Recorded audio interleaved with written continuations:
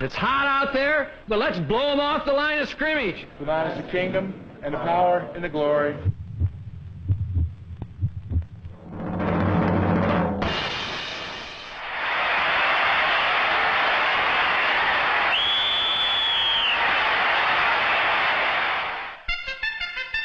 A legend named Unitas once was idolized in this stadium, but the 70s have ushered in a new era in Baltimore Colt football. And now a baby-faced 25-year-old named Bert Jones commands the same sort of respect once reserved for names like Unitas, Moore, Amici, and Marchetti.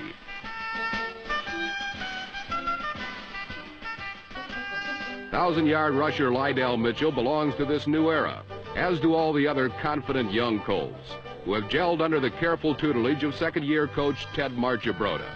Today, Marchibroda's opponent is rookie head coach Bill Tiger Johnson, whose Cincinnati Bengals likewise own a great quarterback and soft-spoken Kenny Anderson, soon to become the NFL's all-time leading percentage passer. Every good secondary surgeon has an assistant, and in world-class sprinter Isaac Curtis, Anderson and the Bengals possess the game's premier wide receiver. Behind Anderson and Curtis, the Bengal roster is somewhat anonymous. But only 3 teams won more games than Cincinnati in 1975, a fact that Bert Jones and his young and coming Baltimore Colts know quite well. Bert Jones against Kenny Anderson, the Cincinnati Bengals and the Baltimore Colts, a classic AFC matchup in the NFL Game of the Week.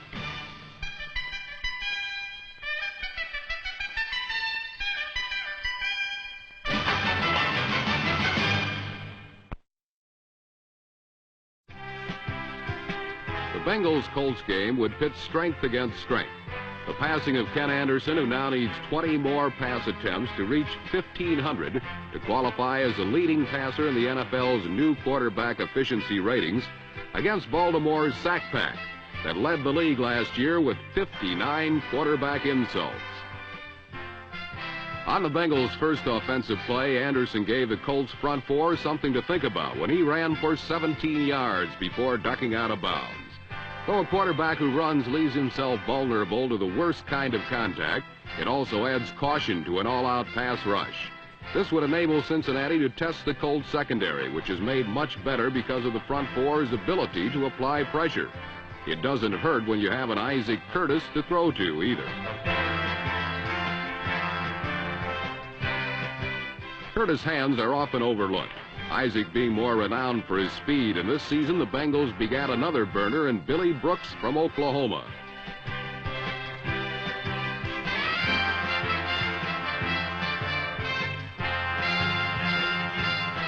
Brooks' reception carried to the Colt 25.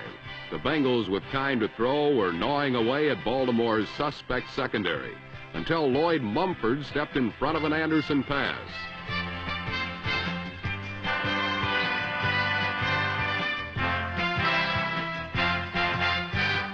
Both Ken Anderson and Bert Jones throw often to their backs. This is not because they have weak arms, quite the contrary. Both can get it downfield. Jones on the Colts' second series of the game did just that, teaming with Roger Carr, who with Big Bert gives Baltimore one of the most feared long-range combinations in the league. A flick of Jones' wrist, and the ball was there.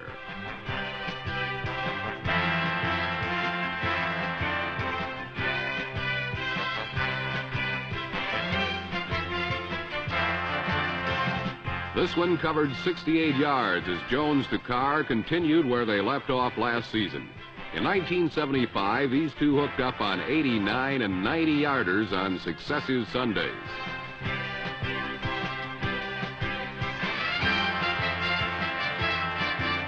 Looking at the play from up top, we can see that Jones' pass was perfect. Carr was behind Ken Riley and never broke stride.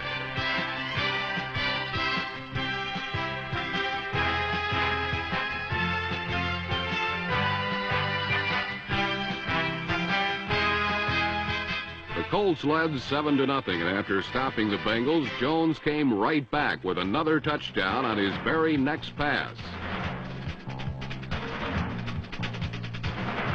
Unfortunately for Jones, this one was the Bengals safety Tommy Casanova, who completed a 31-yard interception return to tie the game at 7. Looking at the play from the end zone reveals that Jones was trying to hit tight end Ray Chester, but committed the Cardinals' sin on the out pattern as he underthrew, enabling Casanova to step in front and pick off his pass.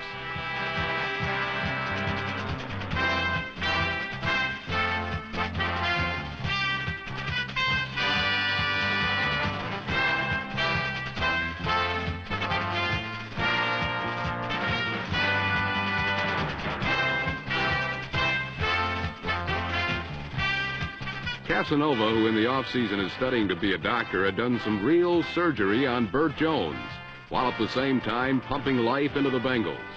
With the score now 7-7, Cincinnati took complete control of the game.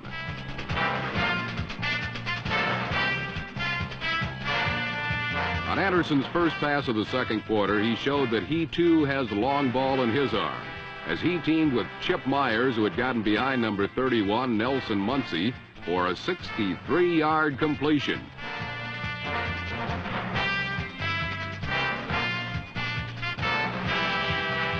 Myers carried to the Colts 17, where on the very next play, Anderson spotted Bob Trumpy, who, like Myers, had gotten behind Muncie. The Bengals bounced into their first lead in the game, 14-7.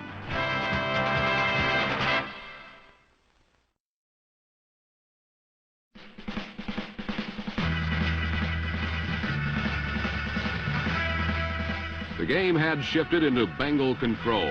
They had scored 14 straight points, and on the kickoff following Trumpy's touchdown, tiny Howard Stevens was put down hard by Tony Davis. In spite of his 5'5" stature, or maybe because of it, Stevens walked away from the accident, but the fired-up Bengals stifled Baltimore's offensive series.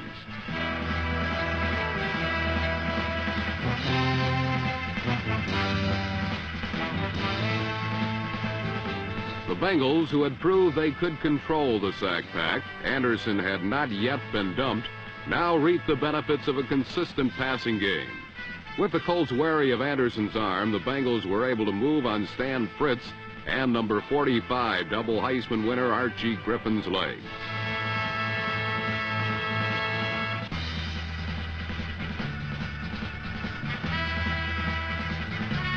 Griffin went 9 yards, Fritz 12 on the Bengal version of the draw.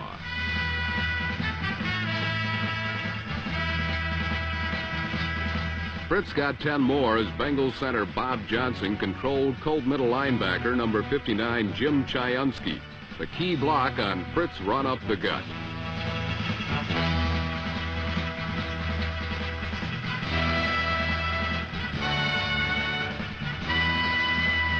Bengal running got the ball close enough for a field goal that increased the Cincinnati lead to 17-7.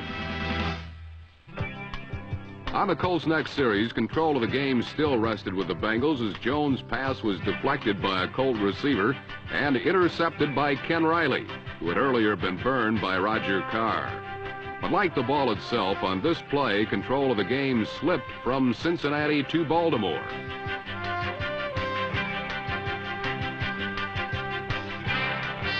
Bert Jones wound up with the ball again, and a slow-motion repeat recounts the curious journey from Jones to Riley, back to Jones. Riley simply dropped the ball, and usually sure-handed Lydell Mitchell could not capture it either.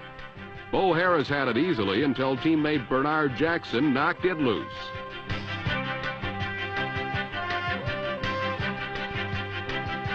Jones eventually wound up with the ball, and Cincinnati, who could have applied a crusher with possession on the Baltimore 12, saw a big opportunity and the momentum slip away. On the very next play, Jones went for Carr again.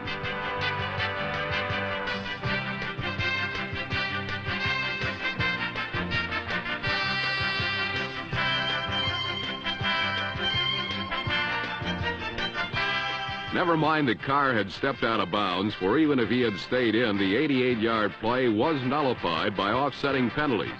The Colts for illegal procedure, the Bengals for a personal foul. But Carr's disappointment was short-lived. The Colts simply hitched up the pads and started all over. A pass from Jones to, yes, Carr, rekindling the drive.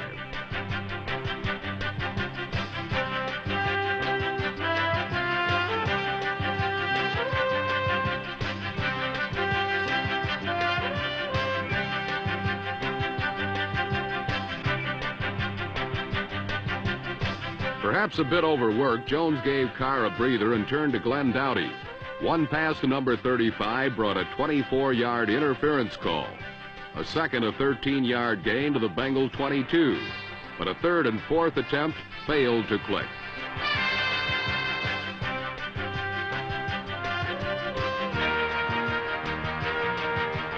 With Doughty used up, Jones then went back to omnipresent Roger Carr, and the rest apparently helped as he was wide open behind number 23 Bernard Jackson, who took that one false step inside.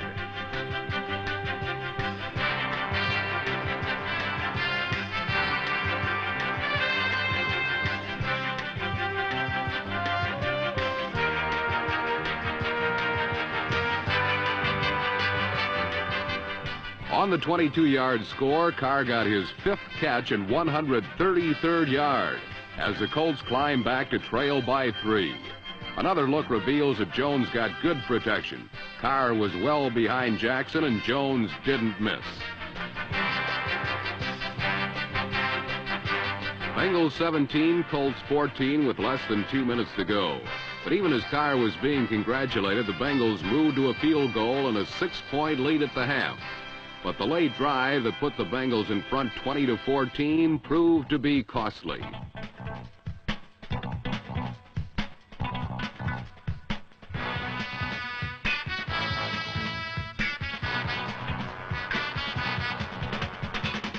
A head-high hit by Colt linebacker Stan White knocked Anderson out until the middle of the fourth quarter. And though the Bengals now led by 6, without Ken Anderson, their lead was in jeopardy.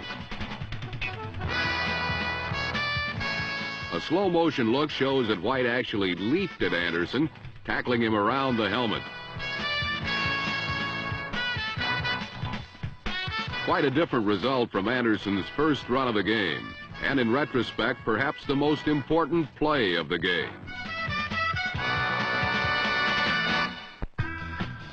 With Kenny Anderson sidelined, the burden of moving the Bengal offense fell upon reserve quarterback John Reeves. But before Reeves could call a signal in the second half, Bert Jones and Roger Carr once again weaved their magic.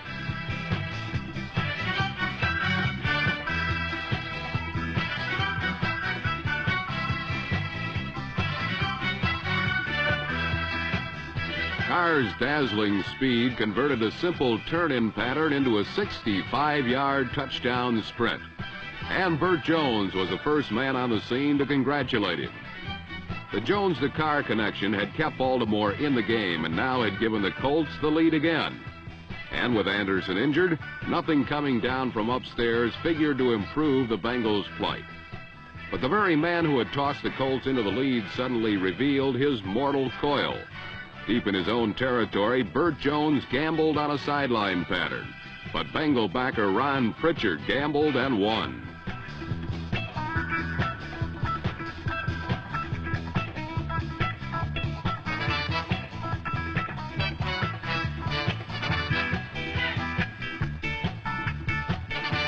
Jones' accidental kick came at a time when he would have preferred to kick himself. For 3 plays later, John Reeves set up behind perfect protection and rifled a strike to running back Lenville Elliott as Cincinnati converted Jones' miscue into cash.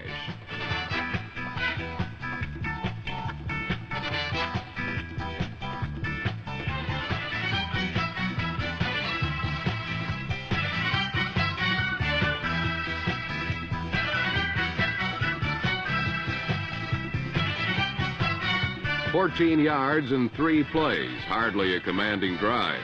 Still, the Bengals had made good on a golden opportunity. Though the Colts dominated the statistics, the bottom line is still the scoreboard. And once again, the arithmetic read in Cincinnati's favor.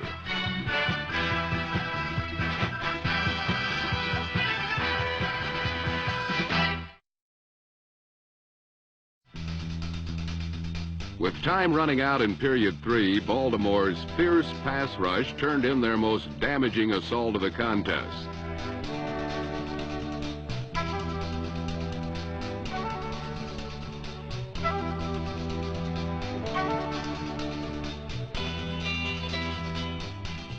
With momentum up for grabs, number 72, Fred Cook's interception brought the Bengal defense back onto the field for the 6th time in period 3. And given that many opportunities, Bert Jones and the Colt attack are odds-on favorites to make something happen.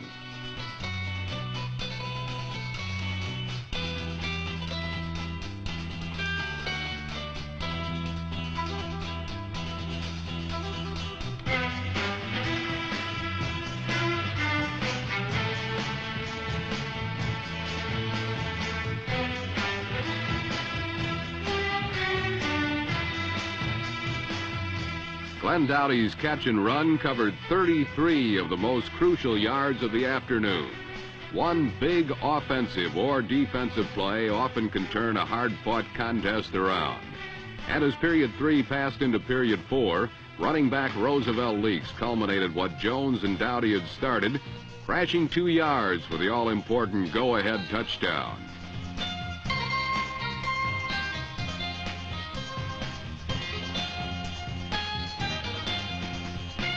For 3 periods, these two AFC powerhouses had slugged it out in center ring. But with the coming of period 4 came the sneaking suspicion that the seesaw had tipped for the final time. Two teams locked in a titanic struggle usually settle the matter in the pit. And as period 4 wore on, Lydell Mitchell and the Baltimore offensive front took charge of the scrimmage line.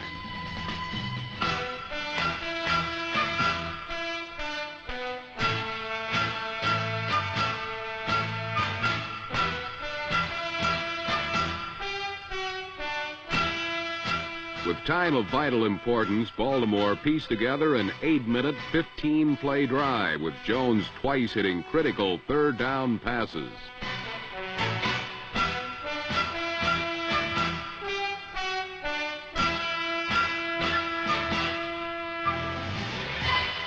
But despite Glenn Dowdy's instructions, the officials marked this catch just inches short of a first down. Decision time. Go for the first down and hope to run out the clock, or send in the field goal unit. The Colts thought they had played it safe, but their fourth down thinking backfired. This blocked kick breathed new life into the Cincinnati Bengals. Trailing by a mere point, the stage was set for a dramatic finish.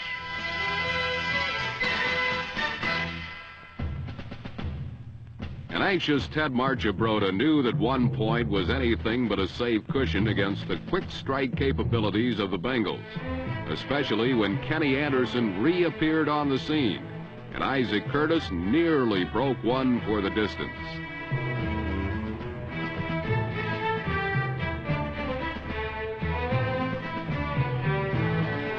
An eerie hush fell over Memorial Stadium as Anderson worked the Bengals downfield.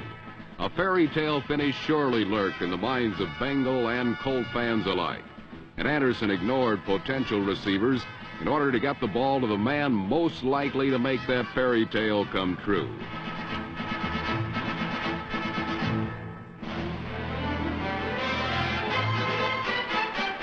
But even Isaac Curtis could not stretch that final yard needed for a Bengal first down. The Colts sideline could only hope for a big defensive play. And with time on the wane, it all came down to 4th and 1.